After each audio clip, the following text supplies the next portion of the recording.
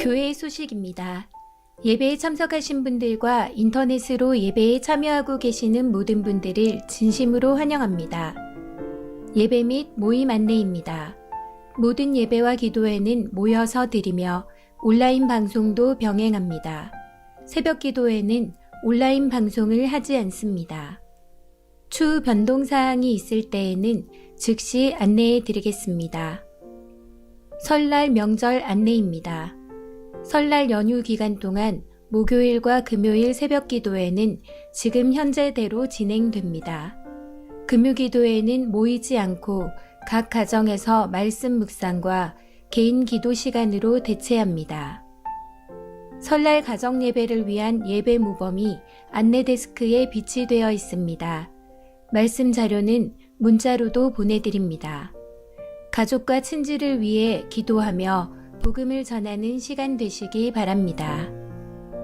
중등부 겨울 수련회 안내입니다. 2월 20일 토요일 오전 10시부터 오후 6시까지 성경 그리고 나라는 주제로 중등부 겨울 수련회가 비대면 온라인 수련회로 열립니다. 위에서 기도해 주시고 자녀들이 잘 참여할 수 있도록 협조해 주시기 바랍니다. 요셉 장학회 2021년 상반기 장학금 신청 접수 안내입니다.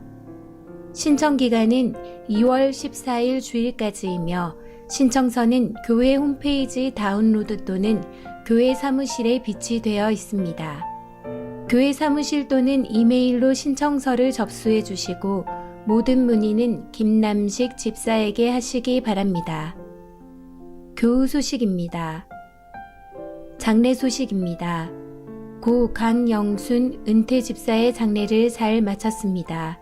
가족들이 예수님을 믿을 수 있도록 기도해 주시기 바랍니다.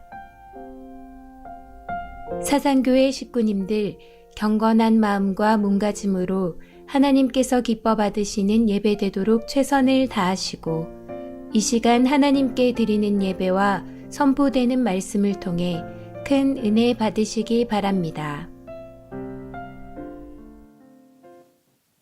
할렐루야. 2월 첫째 주일 일부 예배 전세대 예배에 오신 여러분을 주님의 이름으로 환영하고 축복합니다. 온라인으로 함께 예배에 동참하시는 모든 성도님들도 주님의 이름으로 축복하고 환영합니다. 오늘도 기쁨과 감사함으로 하나님 앞에 예배하며 나갑시다. 우리 기도하는 마음으로 모두 자리에 일어나셔서 사도신경으로 우리의 신앙 고백하며 예배 가운데 나아가겠습니다. 나는 전능하신 아버지 하나님 천지의 창조주를 믿습니다. 나는 그의 유일하신 아들 우리 주 예수 그리스도를 믿습니다. 그는 성령으로 잉태되어 동정녀 마리아에게서 나시고 본디오 빌라도에게 고난을 받아 십자가에 못 박혀 죽으시고 장사된 지 사흘 만에 죽은 자 가운데서 다시 살아나셨으며 하늘에 오르시어 전능하신 아버지 하나님 우편에 앉아 계시다가 거기로부터 살아있는 자와 죽은 자를 심판하러 오십니다.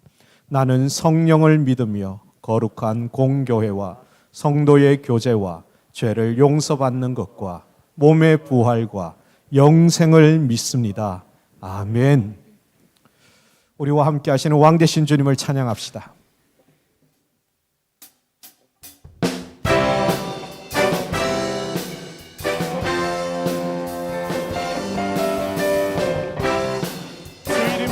있습니다. 주 이름 그 능력 있도다. 난 믿네 그 이름 예수의 그 이름 부를 때 새 생명 얻었네. 마귀는 떠나가고 갇힌 자 자유케 해. 모든 이름보다도 높은 이름 주 예수.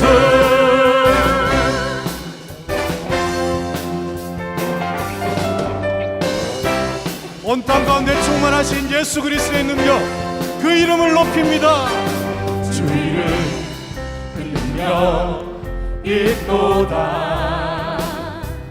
예리한 검처럼 예수의 그 이름 외치며 일어나 일어나 나가세. 원수는 주 발 앞에 무너져 떠나가네. 모든 이름보다 더 높은 이름 주의. 원수는 그 발 아래, 원수는 그 발 아래 무너지리, 무너져 떠나가네. 모든 이름보다 더 높은 이름 주 예수. 마귀는 떠나가고 갇힌 자 자유케 해. 모든 이름보다도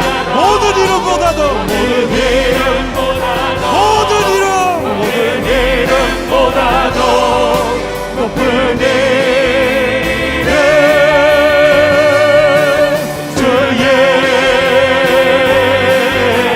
원수는 그 발 아래, 원수는 그 발 아래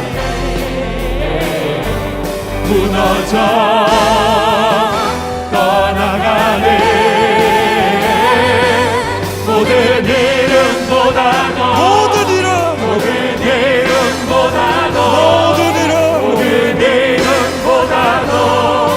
높은 이름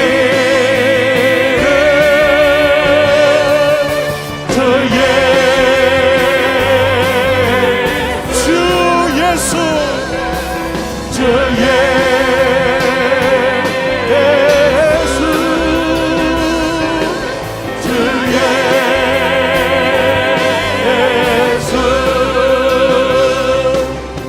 성령이여 임하소서. 내 마른 나의 심령 위에 주님의 은혜의 향기 내려 나 흠뻑 적셔 주옵소서. 주의 권세 주의 능력 지금 이 시간 임하셔서 악한 권세 모두 깨뜨리고 주님 나라 임하소서. 영광 할렐루야. 예수의 그 피가 내게 승리 주네. 구원이 되시네. 영광 할렐루야. 예수의 이름이 능력되네. 소망이 되시네. 성령이여 임하소서. 성령이여 임하소서. 내 마른 나의 심령 위에 주님의 은혜의 향기 내려 나 흠뻑 적셔 주옵소서. 주의 권세 주의 능력 지금 이 시간 임하소서. 악한 권세 모두 깨뜨리고 주님 나라 임하소서. 영광 할렐루야. 예수의 그 피가 내게 승리 주네. 구원이 되시네.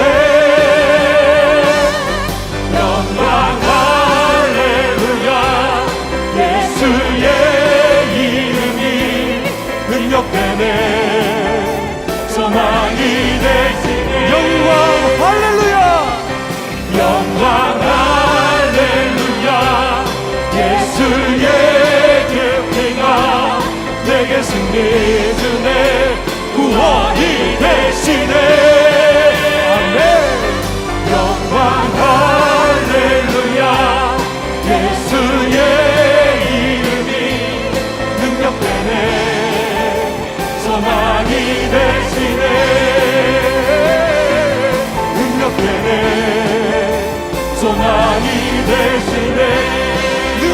되시네 능력 되네 소망이 되시네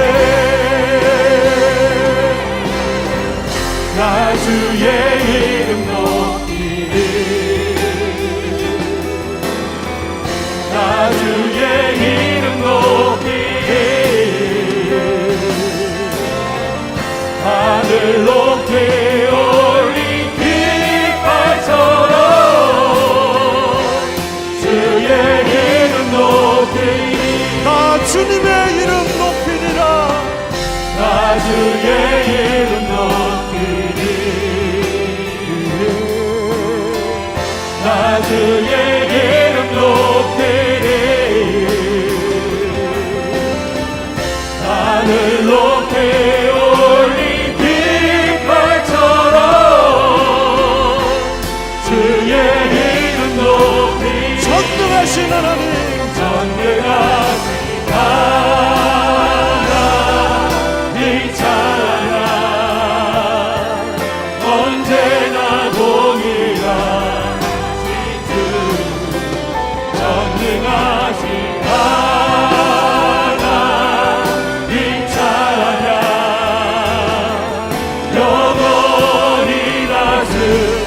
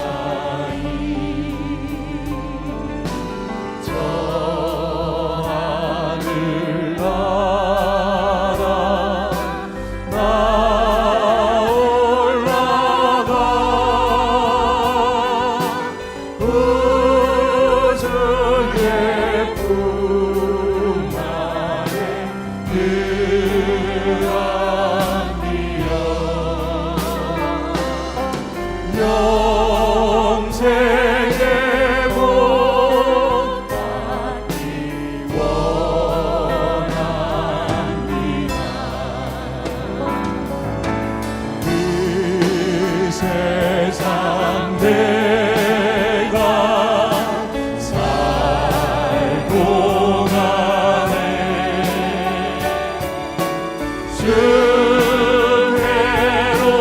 날마다 더 가까이 저배는 천국 나 들어가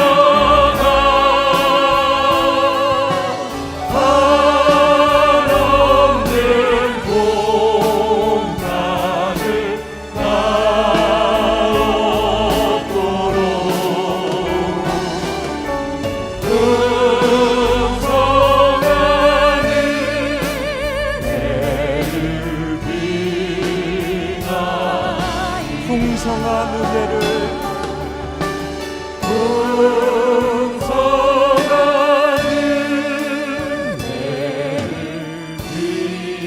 비나이다.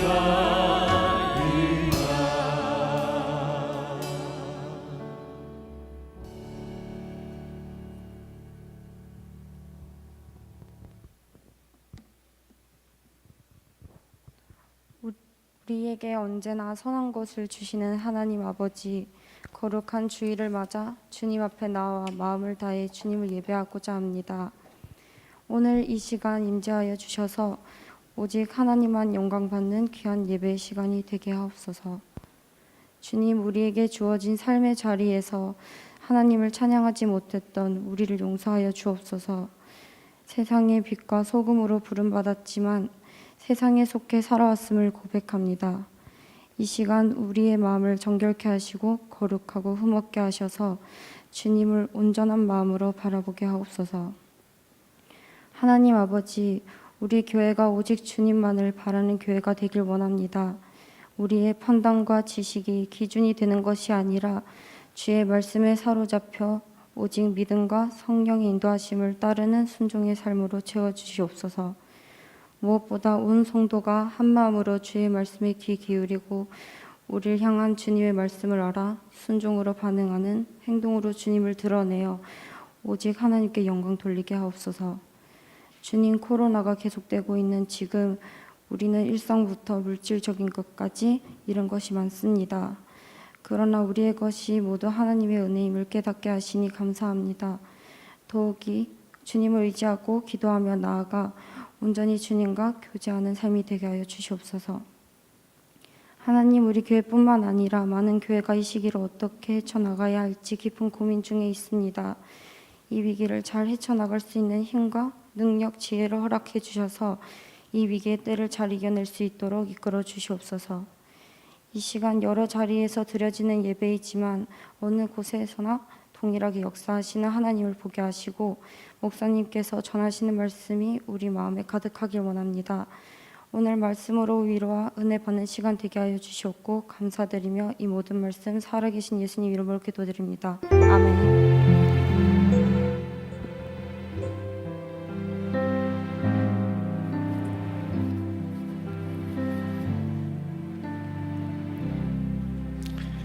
이제 우리 드려진 헌금을 하나님께 봉헌하겠습니다. 함께 기도합니다. 사랑의 하나님 아버지, 살 얼음판과 같은 지금의 이 상황 속에서도 지난 한 주 우리를 지켜주시고 쓸 것을 채워주셔서 감사합니다. 이 시간 하나님께 예배하며 헌금을 드립니다. 주정 11조 감사와 각종 목적 헌금을 드립니다. 이 헌금을 받아 축복하여 주옵시고 이르는 곳마다 하나님의 영광이 드러나게 해주세요. 주님, 이 코로나 재앙이 아직도 죽음의 그림자를 길게 늘어뜨리고 있습니다. 우리 삶의 구석구석을 헤집고 다니면서 일상을 파괴하고 있습니다. 주의 강한 팔과 손으로 속히 이 재앙을 거둬가 주세요. 어려운 형편을 당한 식구들에게 믿음과 지혜를 주셔서 능히 극복하게 하여 주옵소서. 가정이 화목하게 하여 주옵시고 자녀들이 잘 되게 해주세요. 학업에 진보가 있게 해주시고 직장과 사업도 잘 되게 하여 주옵소서. 의인은 날이 갈수록 돋는 해와 같아서 정오의 빛을 비춘다고 했습니다. 온 세상을 비추는 우리 빛 복된 식구들 되게 하여 주옵소서. 우리 주 예수 그리스도의 이름으로 축복하며 기도합니다. 아멘.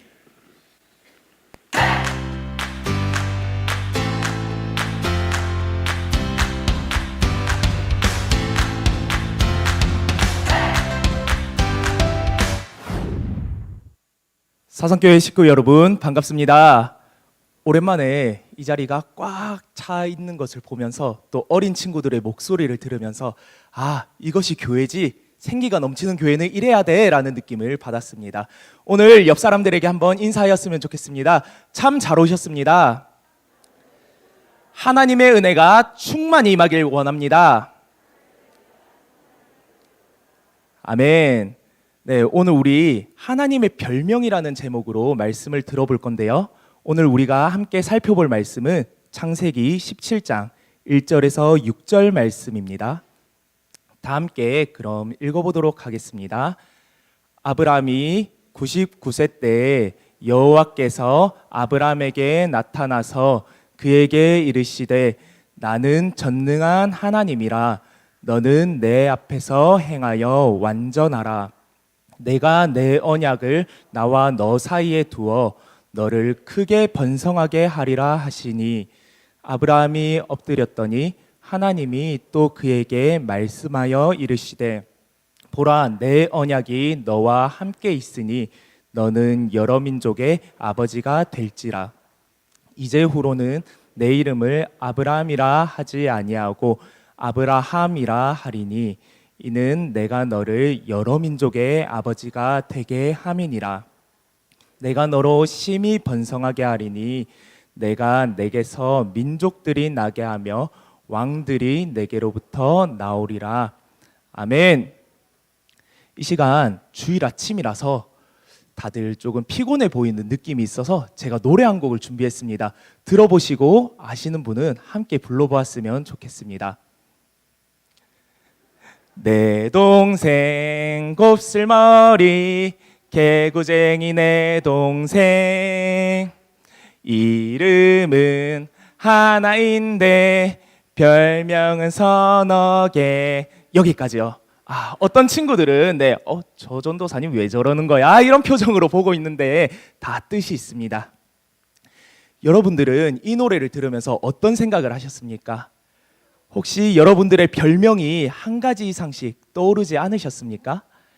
아마 하나 이상씩은 별명이 여러분들에게도 있을 겁니다.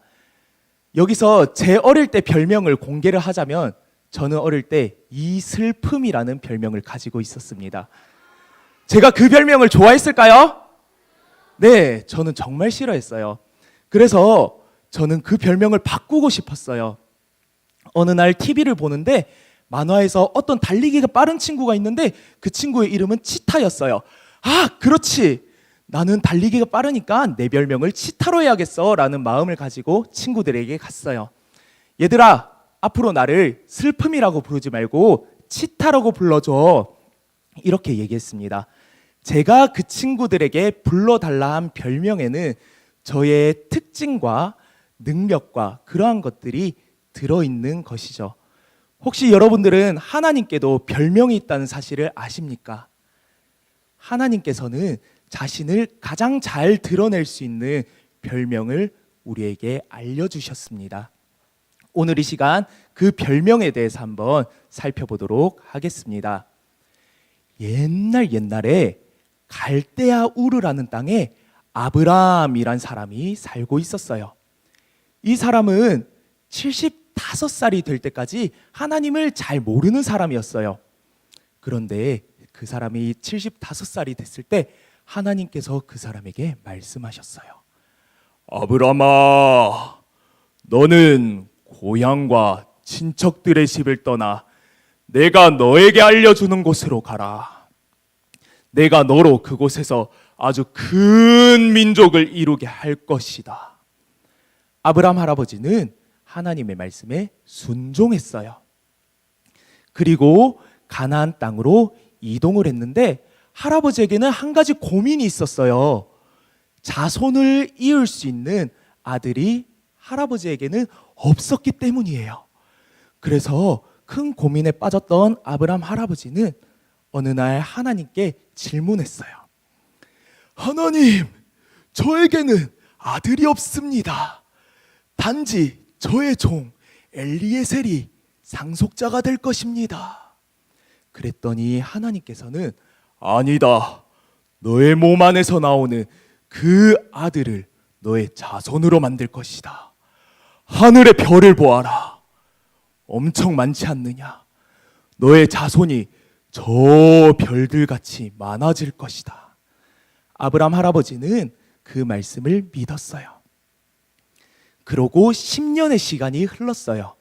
아브라함 할아버지가 85살이 되었는데도 아직 아들이 없었어요. 그래서 할아버지의 아내 사레 할머니가 할아버지에게 이렇게 말했어요. 영감, 나는 더 이상 아들을 낳을 수 없는 몸이 되었어요. 여기 내 여종 하갈에게서 아들을 낳으시지요. 아브라함 할아버지는 그 말을 옳다라고 생각을 하고 사레 할머니의 여종에게서 아들을 얻게 되었어요. 그런데 여러분, 이것은 하나님이 원하시는 방법이었을까요? 아닐까요? 아니었어요. 하나님은 아브라함 할아버지와 사레 할머니를 통해서 아들이 나오기를 원하셨어요. 그래서 하나님은 아브라함 할아버지에게 13년 동안 말을 하지 않으셨어요. 그렇게 아브라함 할아버지가 99살이 되었어요. 할아버지가 99살이 되었을 때 13년 만에 하나님께서 할아버지에게 말씀하셨어요. 그 첫 마디는 이래요. 아니 엘샤다이. 이게 무슨 말이죠? 엘샤다이는 하나님의 별명이에요. 하나님의 별명 엘샤다이, 이게 무슨 뜻이냐면은 아까 우리가 읽었던 말씀에 나는 전능한 하나님이라 하는 말이에요. 여기서 전능이란 말이 조금 어려울 수 있어요. 전능은 못하는 것, 불가능한 것이 없다라는 말이에요. 그러면 하나님께서 왜 자기의 별명을 아브라함 할아버지에게 말해 주었을까요? 사람은 할 수 없을지 몰라도 하나님은 나이가 많은 할머니에게서도 아들이 태어날 수 있게 하시는 분임을 알게 하려고 별명을 가르쳐 주신 거예요. 자, 여러분, 질문이 있습니다. 하나님의 별명이 뭐라고요? 자, 우리 유치부, 하나님의 별명이 뭐라고요? 아, 네. 마음이 아픕니다. 자, 우리 초등부, 하나님의 별명이 뭐라고요? 아, 좋습니다. 네, 엘샤다이. 그 뜻은 뭐라고요? 전능하신 하나님. 네, 좋습니다. 그렇다면 과연 자신을 전능한 하나님, 엘샤다이라고 말했던 하나님이 99살의 할아버지와 89살의 할머니에게 아들을 주셨을까요? 네. 아브라함 할아버지가 딱 100살이 되었을 때 눈에 넣어도 아프지 않을 이삭을 하나님께서 태어나게 해주셨어요. 그러면서 정말로 하나님이 전능한 하나님, 뭐라고요? 별명이? 그렇죠. 엘샤다이임을 나타내셨습니다. 아멘.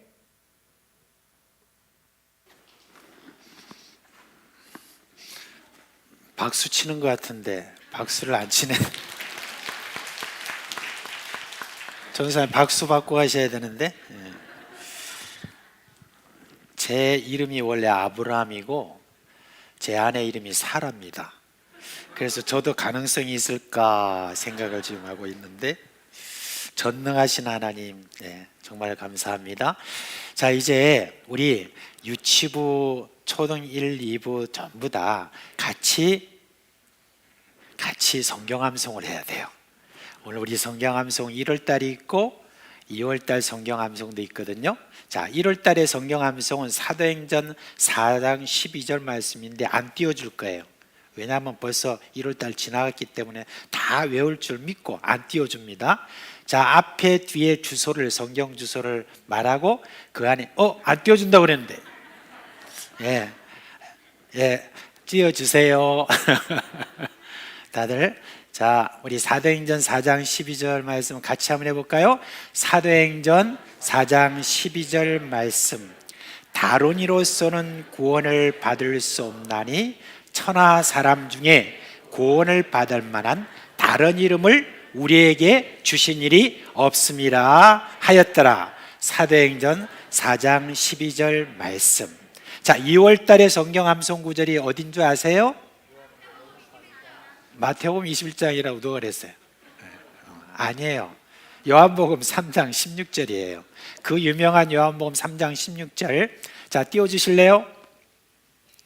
그건 준비 안 됐나요? 네.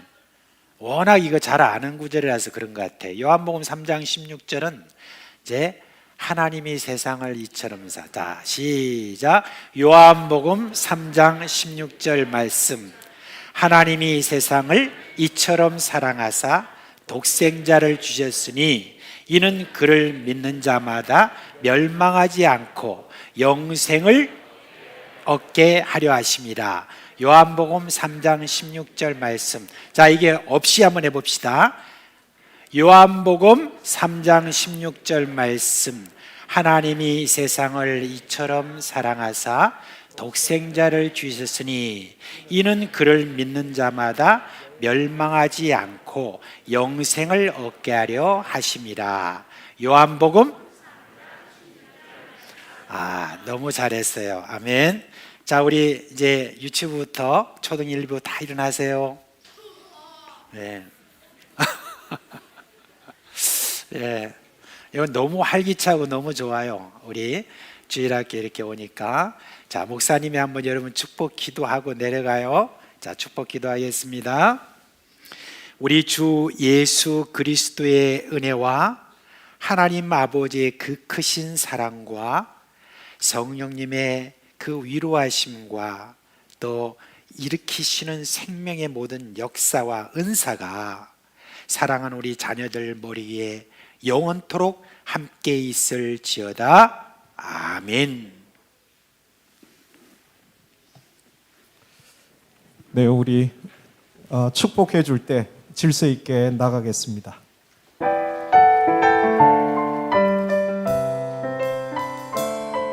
초등 2부부터 나갑시다. 주님 너를 항상, 주님 너를 항상 인도하시니 메마른 땅에서도 너를 만족시키리. 너는 물된 동산같겠고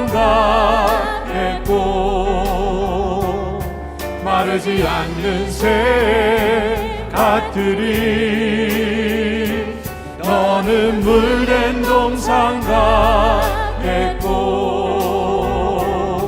마르지 않는 새 같으리. 주님 너를 항상 인도하시니, 주님 너를 항상 인도하시니 마른 땅에서도 너를 만족시키리. 우리 초등 1부 일어나서 가겠습니다. 너는 물된 동산 같겠고 마르지 않는 새 같으리. 너는 물된 동산 같겠고 마르지 않는 새 같으리. 주님 너를 항상 인도하시니, 주님 너를 항상 인도하시니 마른 땅에서도 너를 만족. 자, 유치부 일어나서 나가겠습니다. 너는 물된 동산 같겠고 마르지 않는 새 같으리. 너는 물된 동산 같겠고 마르지 않는 새. 우리 좌우에 계신 분들을 향하여 손을 내밀고, 너는 물된 동산 같겠고 마르지 않는 새 같으리. 너는 물된 동산 같겠고 마르지 않는 새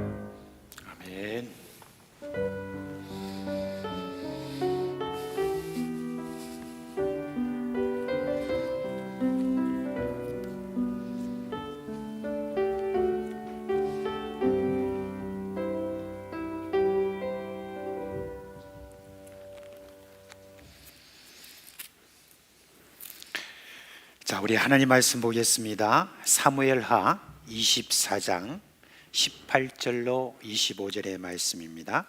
사무엘하 24장 18절로 25절에 있는 말씀입니다. 자, 앞에 띄어진 말씀을 보고 함께 읽도록 하겠습니다. 18절부터 있습니다.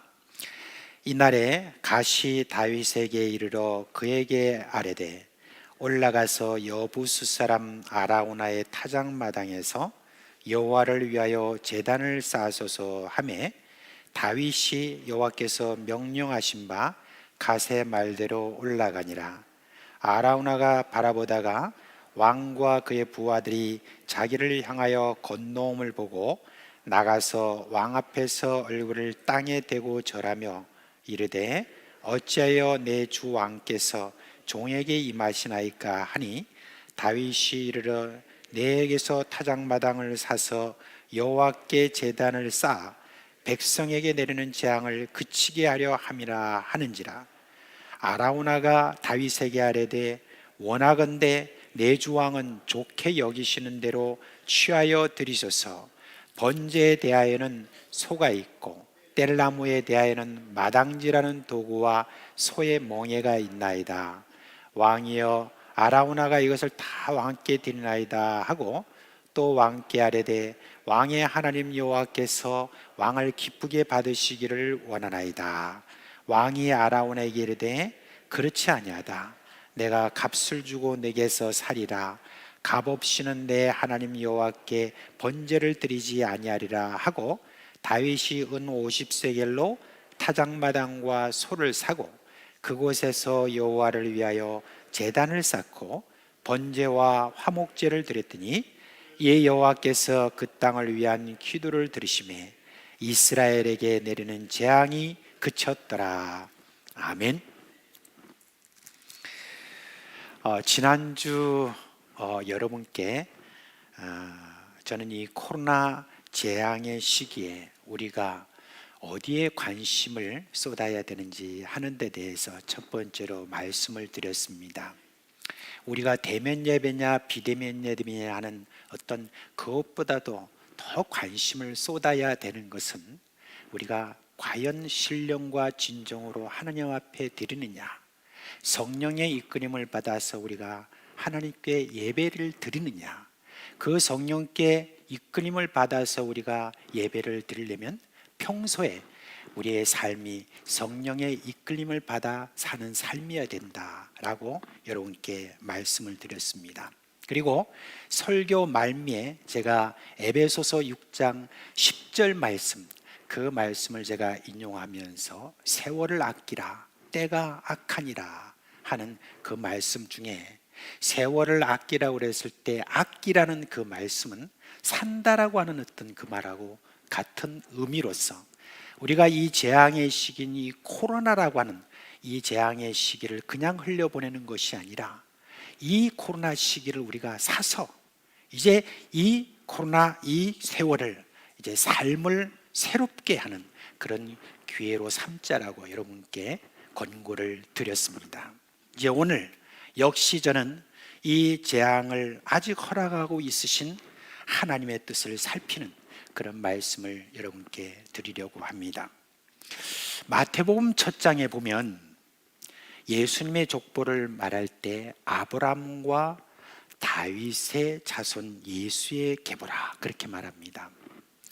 그만큼 아브라함과 다윗의 이야기는 예수님을 상징하는 그런 내용이 많습니다. 굳이 비교하자면 다윗의 이야기는 아브라함의 이야기보다 훨씬 더 많습니다. 하나님이 다윗이라는 그 인물을 통해서 우리에게 알려주고 싶은 것이 아마 참 많았던 것 같습니다. 사실 저는 형통합이라는 측면에서 보면 여러분께 다윗의 일생을 추천하고 싶지는 않습니다. 왜냐하면 이 다윗은 집안에서 막내로 태어나서 막내가 제대로 대접을 못 받았기에 그 집안에 있는 양떼를 치는 목동으로 이렇게 삼아서 그렇게 양떼를 치고 있었습니다.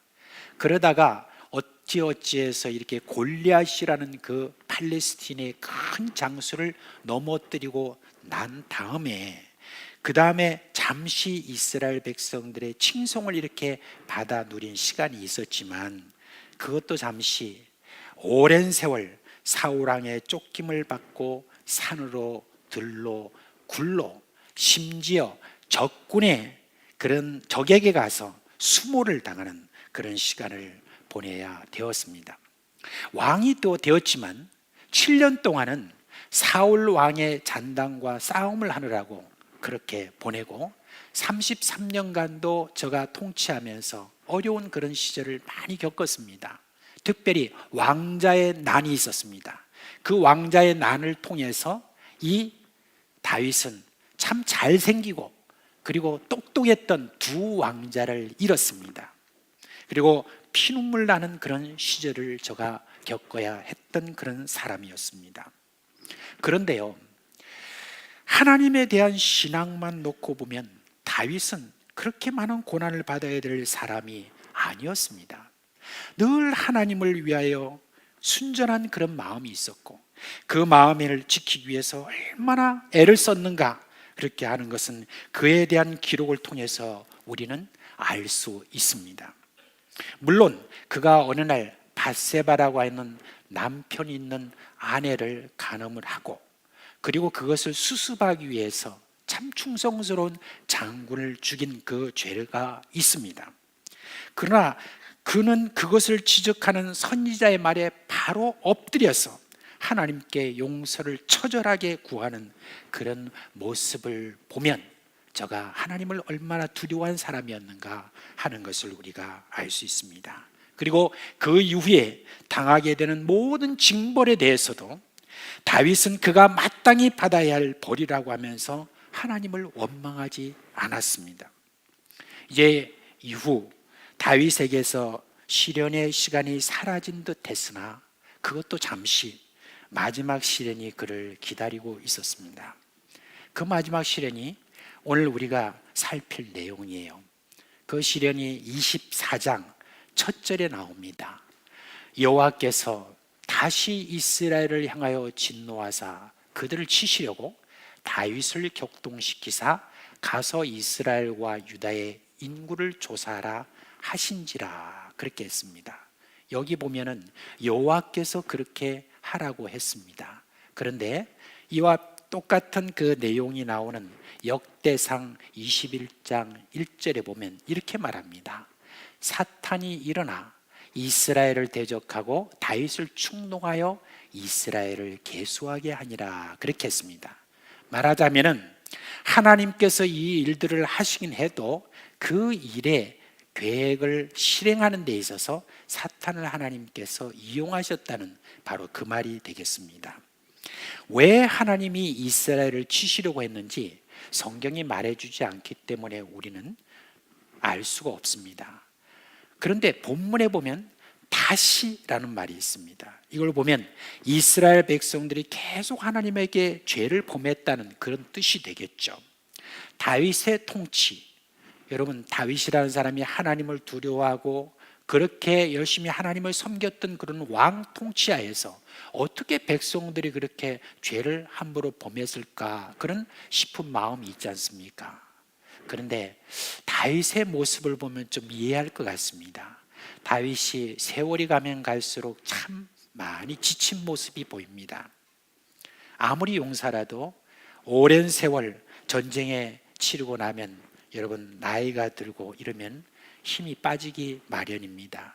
무엇보다도 다윗은 가족 안에서 일어난 일들 때문에 마음도 많이 상했을 것으로 보입니다. 이런 상황에서 사실 다윗은 백성들의 잘못에 대해서 좀 관대해질 수도 있습니다. 왜냐하면 자기가 지은 죄가 있어서 안 그렇겠습니까? 밧세바 사건과 그 이후에 그가 겪은 그 참혹한 일들을 모든 이스라엘 백성들이 다 알고 있습니다. 특별히 요압을 비롯한 그의 측근들, 이런 사람들은 상세하게 그 내용을 다 알고 있습니다. 그런 다윗이기에 백성들의 잘못을 지적하고 벌을 줄 그런 입장이 되지 못했던 것 같습니다. 다윗은 그랬습니다. 그러나 백성들이 그렇게 방자하게 되는 것에 대해서 하나님은 직접 바로 잡으시려고 누구를 이용하셨느냐? 여러분, 사탄을 이용하기도 했지만 다윗을 충동시켰습니다. 어느 날 다윗의 마음에 뭔가 하나의 생각이 떠올랐습니다. 내 왕국이 얼마나 내가 튼튼한지 한번 좀 알아봐야 되겠구나.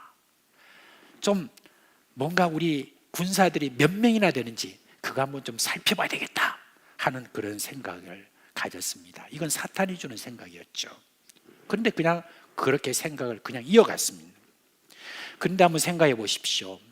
왕이 자신이 다스리는 나라의 군사 현황을 파악하는 이것이 무슨 문제입니까? 사실 우리가 민수기를 살펴보면 거기에 보면 군사의 숫자를 파악하라고 하는 것은 하나님이 지시기도 한데 무엇이 문제라는 것입니까? 저는 이 지금 다윗의 마음속에 일어난 그 동기와 관련해서 한번 제가 거기에서 좀 생각을 해봤습니다. 하나님을 향한 다윗의 마음에 무슨 문제가 있었다는 그런 말입니다. 다윗이 평소에 한 그 고백을 보십시오. 하나님을 향한 고백이 절절합니다. 하나님이 나의 방패시오, 나의 힘이시오, 구원이시고 나의 피할 바위시고 나의 산성이시다, 그렇게 했습니다. 하나님이 자신을 지키고 승리케 하셨다는 그런 고백이잖아요. 그런데 그 마음에 하나님을 향한 열정이 조금 식어진 것 같아요. 그러면은 여러분, 여지없이 하나님이 더 커 보이지 않고 이제 군사의 힘에 의지하는 그런 마음으로 저가 기울어진 것이죠. 그 틈을 타서 사탄이 다윗을 충동시킨 것입니다. 다윗이 밧세바를 간음할 때도 비슷했습니다. 다들 전쟁에 나선 바로 그때 다윗은 이제 전쟁은 부하들에게 다 맡기고 나는 좀 쉬자라고 하는 그 방심한 틈을 타서 시험에 걸려들고 말았습니다. 정말 그렇습니다. 우리의 삶을 지켜주시고 인도하신 하나님께 감사하고 열심히 헌신하는 그런 가운데서도 어느 순간 이 땅의 것에 내 마음이 쏠리는 바로 그 순간 사탄은 그 틈을 타서 우리가 어리석은 행동을 하도록 그렇게 충동질하는 겁니다. 사탄의 그런 충동, 이런 것을 잘 구분할 수 있는 우리가 되도록 우리가 늘 깨어 있어야 되겠죠. 그런데요, 그게 그렇게 말처럼 쉽지는 않지 않습니까? 또 이처럼 이런 어떤 일들이 과연 어떻게 하나님의 뜻에 반할까, 그런 어떤 생각도 있지 않겠습니까? 여러분, 다윗처럼 나는 그런 짓은 하지 않을 거라고 누가 장담할 수 있겠습니까? 우리 모두 이런 류의 시험에 들 수 있다는 것, 그런 것을 우리는 꼭 생각해야 됩니다. 근데 우리가 시험에 들 때도요, 늘 잊지 말아야 됩니다. 하나님은 우리를 더욱 거룩하고 더욱 순전하도록 사탄이 우리를 향하여 그런 시험을 하도록 허락하시는 분입니다. 사탄은 시험을 하더라도 자신의 뜻대로 할 수가 없어요. 시험의 강도에 대해서도 하나님이 제한을 하십니다. 욥기에 보면 사탄이 욥을 시험해도 하나님의 허락하시는 그 한계를 넘지 못하는 것을 볼 수가 있습니다. 우리 신약 성경에 와서도 고린도전서 10장 13절에 이 말씀 있지 않습니까? 사람이 감당할 시험밖에는 너에게 당한 것이 없나니 오직 하나님은 미쁘사 너희가 감당하지 못할 시험당함을 허락하지 아니하시고 시험당할 쯤에 또한 피할 길을 내사 너희로 능히 감당하여 하시니라 라고 그렇게 말씀하셨습니다. 하나님은 우리가 감당하지 못할 시험당함을 허락하지 않으십니다. 우리가 당하는 모든 시험에는 우리의 영적 상황을 더욱더 개선하시기 위한 하나님의 목적이 있는 것입니다. 비록 다윗이 시험에 들었다 할지라도 하나님은 다윗의 신앙을 더 순종하도록 인도하시는 것을 우리가 볼 수 있습니다. 이제 다윗은 요압 장군에게 군사의 숫자를 조사하도록 명령합니다. 근데 여러분, 요압은 좀 뭔가 더 깨어 있었던 것 같아요. 그래서 요압이 다윗 왕에게 이렇게 말합니다. 왕이여, 백성들의 숫자가 뭐가 그리 중요합니까? 왕이 섬기는 하나님이 100배나 더하게 하실 수 있는 그런 분이잖아요. 지금까지 우리가 군사의 숫자로 전쟁에서 이겼습니까? 이 명령은 거두시는 게 옳습니다. 그렇게 했습니다. 그러나 다윗 왕은 이미 시험에 들었기 때문에 화를 냅니다. 왕의 명령을 네가 왜 이렇게 지금 무시하고 이렇게 지체하느냐. 속히 가서 조사한 다음에 보고해. 이렇게 화를 냈습니다. 이에 요압은 9개월 20일 동안 조사를 마치고 난 다음에 왕에게 이제 보고를 이제 하게 됩니다. 군사의 숫자가 130만 명입니다. 이렇게 이야기합니다. 물론 이 숫자는 요압이 성의 없이 조사한 그것이기 때문에 빼먹은 숫자들이 굉장히 많습니다. 근데 요압이 왕이 이런 어리석은 그런 짓을 하나 싶어서 아마 좀 그렇게 했던 것 같습니다. 근데 여러분, 다윗은 그 보고를 받은 다음에 이내 뉘우칩니다. 그러면서 이렇게 말합니다. 내가 이 일을 행함으로 큰 죄를 범했습니다. 여호와여, 제가 간구합니다. 종의 죄를 사하여 주옵소서. 내가 심히 미련하게 행하였나이다 라고 이렇게 말합니다. 여러분, 그 안에 성령이 있는 사람의 특징이 바로 이 대목에서 나타납니다. 다윗이 밧세바를 범하고 난 다음에 회개하며 쓴 시가 있습니다.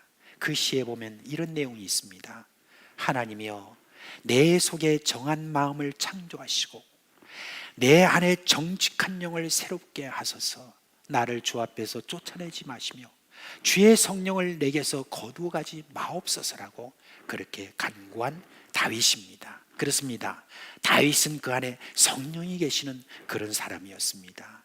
성령께서 그 마음에 깨우쳐 주시는 은혜가 없으면 인간은 누구나 죄를 깨닫지 못합니다. 그 안에 계신 성령, 그 안에 계신 성령, 이것 때문에 다윗은 깨닫고 회개하는 것을 볼 수가 있습니다. 자, 근데 하나님은 이제 이스라엘 백성들을 치시기 위해서 다윗에게 묻습니다. 하나님이 가시라고 하는 선지자를 보내서 다윗에게 3가지 중에 하나를 택하라고 말합니다. 3년 동안 가뭄에 시달릴래? 아니면 석 달 동안 원수들의 쫓김을 당할래? 아니면 3일 동안 전염병에 시달릴래? 어느 것 하나 택하기에 참 너무나 고통스러운 그런 요구였습니다. 특히 석 달 동안에 원수의 쫓김을 당하는 것, 그것은 정말 여러분 끔찍합니다. 왜냐하면 이전에 사울의 쫓김을 당할 때가 기억이 납니다. 얼마나 저가 힘들었으면 내가 여호와의 손에 빠지길 원하고 사람의 손에 빠지길 원하지 않습니다 라고 했을까요? 결국은 사흘 동안의 전염병을 택하게 된 그런 격이 되었어요. 그런데 여러분, 전염병이 창궐하는데 7만 명이나 되는 사람이 죽었습니다. 단에서 브엘세바까지 이렇게 있었다고 이렇게 말하는데 그것은 이스라엘 전역을 이야기하는 겁니다. 그 거리가 포항에서 시누이주까지 갔던 그런 거리라고 하니까 이스라엘 전체를 말하는 것이죠. 이게 천사가 예루살렘까지 치려가자 하나님이 마음을 돌이키시고 그만두라 이렇게 했습니다. 근데 다윗이 이 재앙을 보고 이렇게 말합니다. 내가 범죄하였고 제가 악을 행했는데 이 백성들은 무엇을 잘못했습니까? 차라리 저와 제 집안을 벌해주세요 라고 했습니다. 다윗의 이 말은 여러분, 우리 그리스도인이 깊이 새겨드려야 될 그런 말입니다. 세상은 코로나 재앙이 누구 때문이냐고 계속 묻고 있지 않습니까? 첫 발원지인 중국을 원망하고 정부를 원망하고 또 심지어 교회를 원망합니다. 그런데 교회는 이 말을 듣고 발끈합니다. 그게 무슨 소리냐고. 신천지가 우리하고 무슨 상관이 있냐고. 이단인데. 그리고 난 다음에 여러분, 또 사랑제일교회, 인터콕 이런 곳은 우리가 교류하지 않는 그런 단체라고 그렇게 우리는 강변합니다. 근데 여러분, 조금 시간이 지나니까 이제는 정통 교단 중에 하나인 교단 내 선교단체인 IM이라고 하는 곳에서 여러분 이게 터졌지 않습니까? 그러니까 이제는 할 말이 없어졌어요. 부끄럽기 짝이 없는 것이죠. 여러분, 우리 교회가, 이 교회가 우리가 지금 사상교회 이렇게 말하는 것이 아니라 이 대한민국의 교회가 수준이 왜 이렇게 지금 낮아졌습니까? 세상이 그렇게 한다고 교회가 억울해하며 똑같이 어찌 우리 책임이냐, 너희 책임이지라고 이렇게 해서는 안 됩니다. 하나님의 택한 백성에게는 성령님이 계십니다.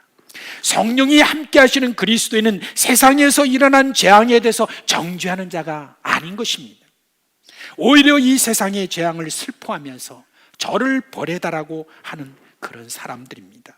모세는 자기가 죄가 아님에도 불구하고 하나님께 백성을 멸하지 마시고 차라리 저를 버려달라고 그렇게 했습니다. 여러분은 하나님의 택한 백성입니다.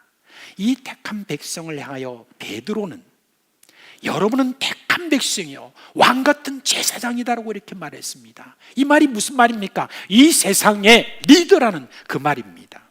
리더는 따르는 자들에게 책임을 묻지 않습니다. 그 재앙이 비록 백성들의 죄로 인하여 하나님의 치심을 당한 것이라 할지라도 다윗은 그것이 자신의 책임이고 그 책임을 지겠다고 한 것입니다. 하나님의 백성은 세상을 향하여 이런 책임의식을 가져야 되는 것입니다. 하나님은 다윗의 이 태도를 마음에 들어 하셨죠. 그리고 갓 선지자를 통해서 말씀하십니다. 여부수 사람 아라우나의 타작마당으로 가서 여호와를 위하여 제단을 쌓으라고 합니다. 다윗은 그곳으로 가서 아라우나에게 말합니다. 너의 타작마당을 사서 여호와께 제단을 쌓아서 백성에게 내리는 재앙을 그치게 하려고 한다 그랬습니다. 아라우나는 멀리서 보고 있다가 다윗과 사람들이 오는 것을 보고 이렇게 말합니다. 그저 드리겠습니다. 그리고 번제로 드릴 소나 뗄나무는 마당질하는 도구와 소의 멍에가 있는 것입니다. 그 모든 것을 다 공짜로 드릴 테니까 쓰세요 라고 했습니다. 그리고 축복합니다. 왕의 하나님이 왕을 기쁘게 받으시기를 원합니다. 참 너무 감사한 일이죠. 어쩌면 아라우나의 그 행동은 너무나 당연한 듯 보입니다. 아라우나 역시 이 재앙의 끔찍함을 보았고 왕이 자신의 타작마당에 와서 그 재앙을 그칠 제사를 드린다는데 무엇인들 아끼겠습니까? 그러나 다윗은 값을 치렀죠. 그리고 하나님께 제사를 드렸더니 재앙이 그쳤다고 합니다. 아라우나의 타작마당, 그곳이 어떤 곳이길래 하나님이 다윗에게 올라가서 제사를 드리라고 했을까요? 그곳은 하나님이 이삭을 제사로 드리려고 했던 바로 그 장소입니다. 다윗을 그곳으로 이끌고 제사라고 명하셨습니다. 여러분, 이게 무슨 의미일까요? 제가 이전에 여러분께 아브라함이 이삭을 제사로 드릴 때에 대해서 설교를 한 적이 있습니다. 그 설교할 때 제가 그런 일들이 있은 이후에라고 여러분께 제목을 가지고 설교를 했습니다. 창세기 22장 1절의 그 말씀입니다. 그런 일이 있은 다음에라고 하는 이것이 아주 중요하다고 했습니다. 왜요? 아브라함이 부름받은 다음에 이런저런 일을 겪으면서 자신이 그렇게 부족함에도 불구하고 하나님이 보호하시고 이끌어 주셨다는 것을 깨달았습니다. 그 은혜에 힘입어서 이제는 주변 사람들이 하나님이 너와 함께 하신다는 그런 말, 임말이라는 그런 말을 들을 만큼 믿음이 자랐습니다. 그들은 그런 일들이 있은 후에 하나님이 아브라함을 시험하여 이삭을 번제로 드리라고 했습니다. 지금 다윗은 바로 그 장소에 와 있습니다. 다윗이 지금 서 있는 그 장소가 그 장소라고 하는 것을 제가 알았는지 몰랐는지는 모르겠습니다. 그러나 다윗의 지금 상태가 어떤지는 우리가 알 수 있지 않습니까?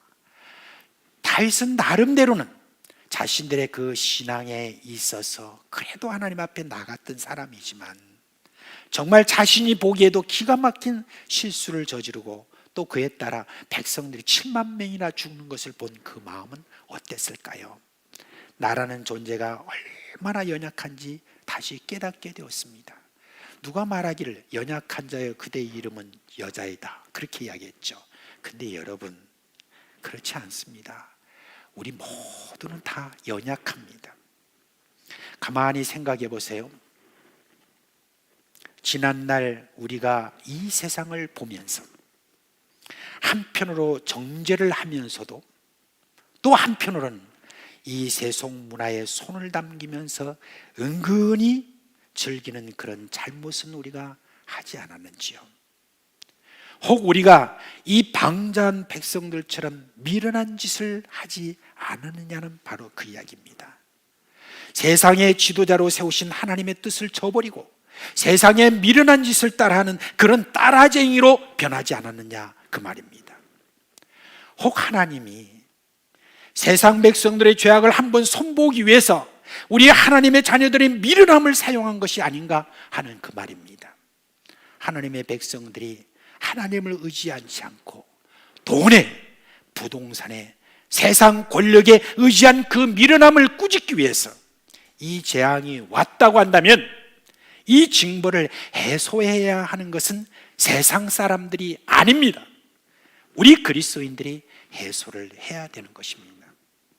여러분, 어떻게 해소해야 되죠? 다윗은 번제와 화목제를 드렸다고 합니다. 여러분, 번제는 그 모든 것을 다 태워드리는 것으로 자신에게는 어느 것 하나 의지할 것이 없다라고 하는 그런 고백입니다. 오직 하나님만 내가 의지할 전부라고 하는 그런 고백으로 그렇게 드리는 것, 이것에 대해서도 이전에 제가 설교를 한 적이 있었습니다. 그리고 여러분, 화목제라는 것은 하나님과 사람 사이의 화목을 위한 제사입니다. 번제를 드린 그런 사람이라야 비로소 화목제의 제물로 나아갈 수가 있는 것입니다. 코로나 질병이 전 세계를 강타하고 있는 이때 우리의 제사가 필요합니다. 어떤 제사입니까? 하나님이 아닌 것에 신뢰하는 마음을 태워버리는 것입니다. 그것이 물적 재산일 수도 있고 또한 부모 혹은 자녀와 친척과 주변에 아는 사람인 인적 자산일 수도 있고 지식이나 권세와 같은 그런 자산일 수도 있습니다. 근데 여러분, 그런 모든 것들에 대해서 어느 날 내가 의지하게 된 그런 마음이 여러분 안에 있다고 한다면 이제 번제로 그와 같은 모든 마음을 태워버리는 그것이 우리에게 필요한 것입니다. 그래서 다윗은 이렇게 말합니다. 시편 20편 7절에 어떤 사람은 병거, 어떤 사람은 말을 의지하나 우리는 여호와 우리 하나님의 이름을 자랑하리로다. 아멘.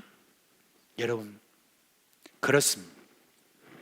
우리 하나님을 의지하는 마음에서 물러섰다고 한다면 이제 우리가 의지하고 있던 것은 다 이런 불태워버리고 그리고 하나님 한 분만 의지하겠다라고 하는 이것이 우리 안에서 일어나야 되는 것입니다.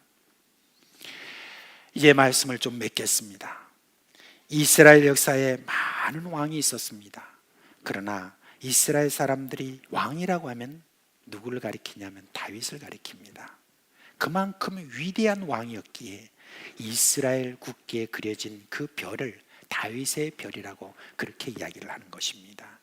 근데 지금의 이스라엘 백성들은, 사람들은 다윗의 그 용맹스러움을 생각하고 그렇게 말하지만 우리는 그렇게 이해해서는 안 됩니다. 성경이 우리에게 말하는 것은 그렇게 위대한 다윗이라도 그 인생의 마지막 순간까지 그 허물을 하나님께 용서를 구해야 될 그런 사람이었다는 것을 알려주고 있습니다. 그리고 하나님은 인생이 끝날까지 우리의 신앙 인격을 계속 끌어올리시는 그런 분이라는 것입니다. 자신이 의지하는 무엇이든지 태워버리는 번제를 계속 드려야 할 그런 존재라는 것입니다. 그뿐 아니라 이 사건을 보면서 하나님은 다윗이 가진 사명을 다시 깨우쳐 주십니다. 사람들의 구원을 위한 중보의 사명입니다. 화목제를 드려야 할 존재입니다.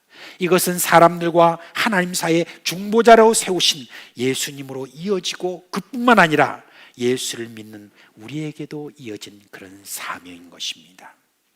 지금 예수를 믿는 이든지 믿지 않는 이든지 고대하는 것이 무슨 말입니까? 이 코로나 재앙이 그쳤더라, 그 말 아니겠습니까? 오늘 이 말씀 속에 제일 마지막 25절에 그 말씀이 있죠. 이스라엘에게 내는 재앙이 그쳤더라 하는 것처럼 정말 이 코로나 재앙이 오늘 갑자기 그쳤더라, 이것 아니겠습니까? 오늘 이 예배의 자리는 아라우나의 타작마당입니다. 우리가 하나님이 아닌 것에 의지를 했던 그 마음을 성령의 불로 태워버리는 바로 그 자리인 것입니다. 그리고 우리는 하나님과 사람 사이에 화목을 시키는 그런 자리라는 것, 그런 자라는 것, 그것을 다시 새기면서 세상에 나가서 우리는 말할 수 있을 것입니다. 하나님이 답이다, 예수님이 답이다라고 우리는 말할 수 있을 것입니다.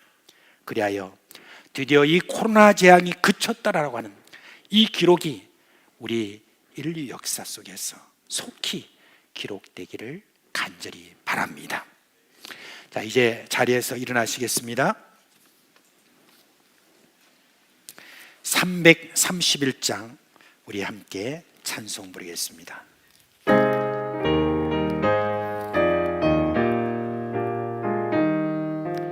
영광을 받으신 만유의 주여, 우리가 명령을 따르리라. 베푸신 은혜를 감사히 알고 진실한 마음으로 섬기겠네. 구주의 은혜 주시는 대로 영원히 받들어 섬기겠네.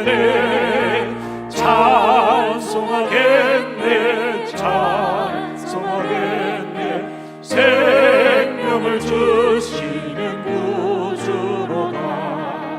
구주를 높이고 잘 공경하여 온유한 마음으로 섬기리다.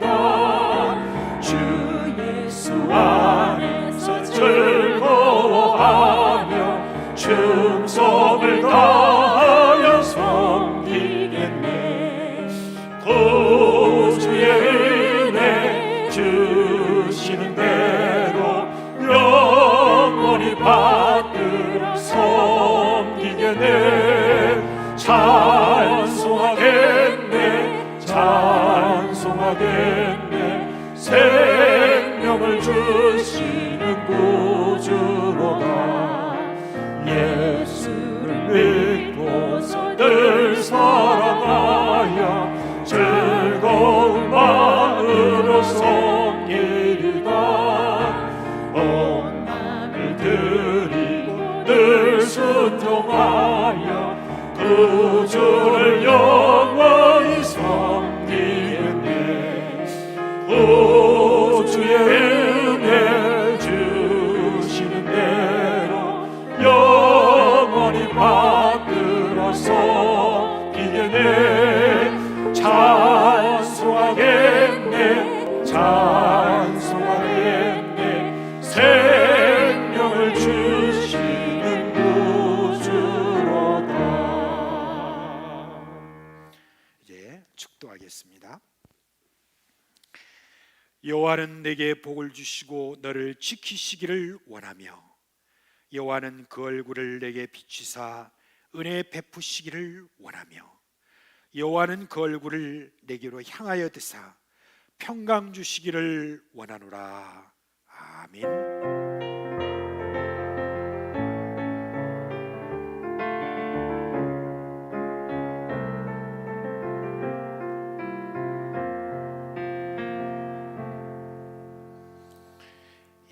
이제 우리 이번 주간에는 설날인데 또 좀 우울한 그런 설날이 될 수도 있고, 또 가족끼리 다 함께 모이지 못하는 그런 곳에서 다들 참 어려운 마음이 있을 줄 압니다. 그래도 우리 주님께서 여러분 가정에 은혜와 또 능력을 주시기를 바라면서, 이번 또 설날 그간에는 저희들이 특별히 금요일 날에는 따로 모이지 않겠습니다. 이제 가족들이 그래도 소수의 가족이라도 모이셔서 함께 그렇게 또 예배를 드리도록 저희들이 예배 모금을 또 드렸으니까 한 분씩 다 가져가셔서 그렇게 예배 드리시기를 바랍니다.